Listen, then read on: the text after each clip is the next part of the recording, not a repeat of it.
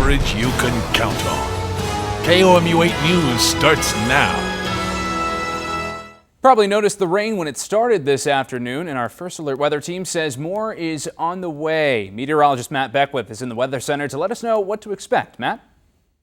Yeah, hi Jordan. We continue to track showers and thunderstorms moving into central Missouri right now, and we do actually have a flood advisory that has been issued in effect until 7:45, including parts of Boone, Callaway, Cole, and Montauk County. This is because there could be some water over some of the roadways. We have had just a few reports of that as this rain moves through central Missouri, the heaviest of this now getting into Jefferson City. So let's sample some of the rainfall rates. About an inch per hour just north here of Jefferson City, up towards north of Columbia here in northern Boone County, almost 2-inch per hour rates as this rain continues to move through the region.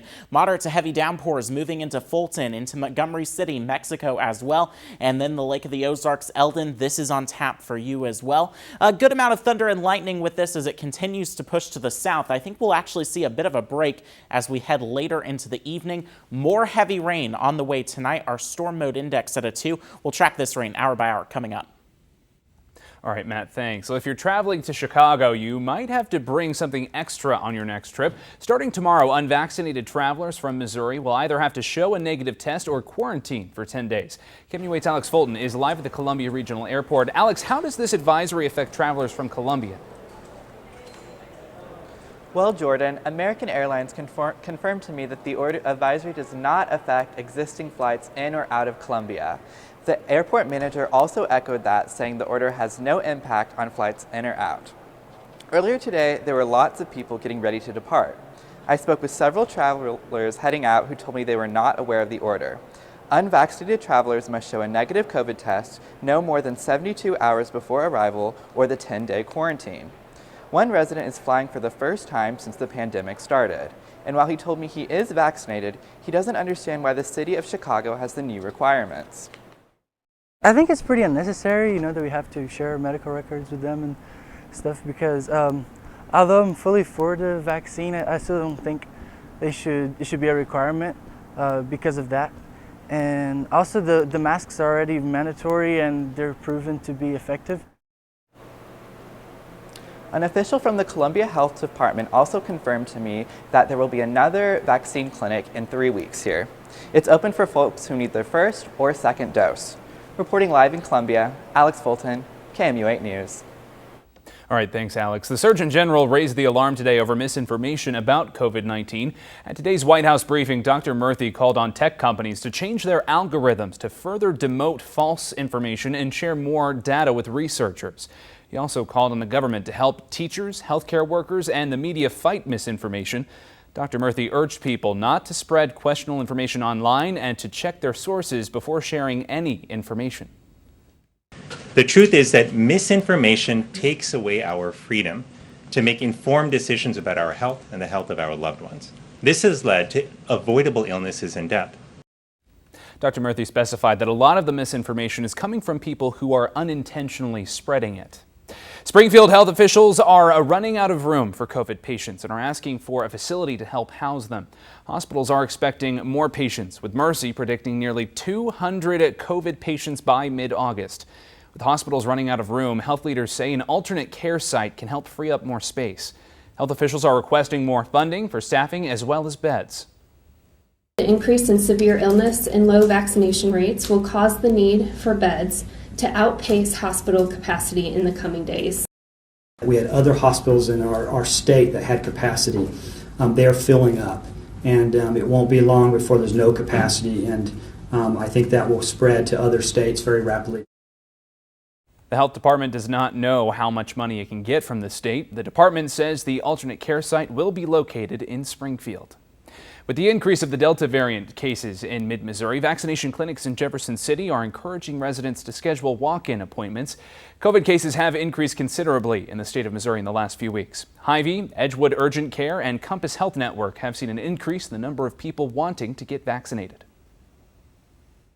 We are certainly hopeful that people will give this a second look and really consider getting vaccinated. It's a very effective vaccine. To learn more about vaccination clinics in Jefferson City, head over to KOMU.com. A Kansas City area woman has been on a ventilator for more than 100 days after being diagnosed with COVID-19. 59-year-old Gwen Starkey was diagnosed with COVID-19 in February and has been in several hospitals and on multiple breathing machines since. She's been on a ventilator for more than 140 days now, and her family is sharing her story in hopes that others will stay vigilant for COVID and stay thankful. In other news, the case against Joseph Elledge moved one step closer to trial today in a preliminary hearing for the Columbia man accused of killing his wife, Meng Shiji. The prosecutor pushed for the inclusion of what he called key evidence.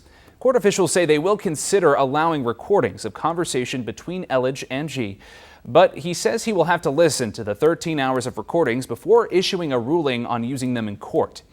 Prosecutors say the evidence is key into convicting Elledge. We filed that motion 6 weeks ago, dealing with these recordings that we have alleged, as I set forth in our motion, show motive. They also prove consciousness of guilt. The next pretrial meeting is set to take place September 23rd. Elledge's trial is set to take place in November. The expanded child tax credit went into effect today as part of the American Rescue Plan from President Biden. Families with children under 17 are eligible to receive up to $300 per child monthly. In Missouri, the families of over 1.2 million children will receive relief through the program. For one family, the money comes at a perfect time. Getting this little bit of injection over the next, I believe it's 4 months that it'll continue to pay out, will definitely be helpful for our budget items. The program is expected to bring 73,000 children above the poverty line across the state. President Biden says those direct payments from the expanded child credit will be life-changing for millions of families. The president says the payments will result in the largest one-year reduction in child poverty in American history. It says the payments are the equivalent of a middle-class tax cut. It's historic, and it's our effort to make another giant step toward ending child poverty in America. I think this will be one of the things that the Vice President and I will be most proud of when our terms are up.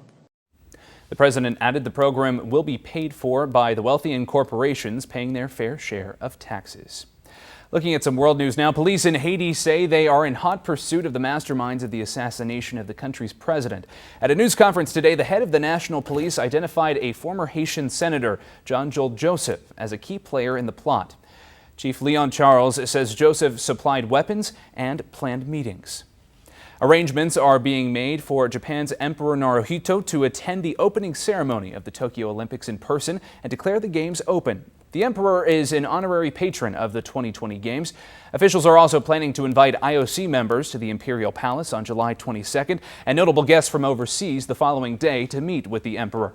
They want to keep the number of attendees to a minimum. Coming up after the break, what the owners of JJ's Cafe have to say about a man caught stealing from their tip jar. And new footage from the storms in Iowa. That's coming up. And those storms were from yesterday. Live First Alert radar right now shows showers and storms moving through central Missouri. Traffic not seeing any major problems out on the roadways, but a closer look of Columbia shows some slow-going roads. Also eastbound I-70, there's an accident around the 130 to 132 mile marker there, causing some slowdowns. You might want to avoid that. My full forecast and a track of these storms coming up. But first, you're taking a live look over Highway 63 here in Columbia. The time is 5:07. This is KUMU 8 News at 5, coverage you can count on.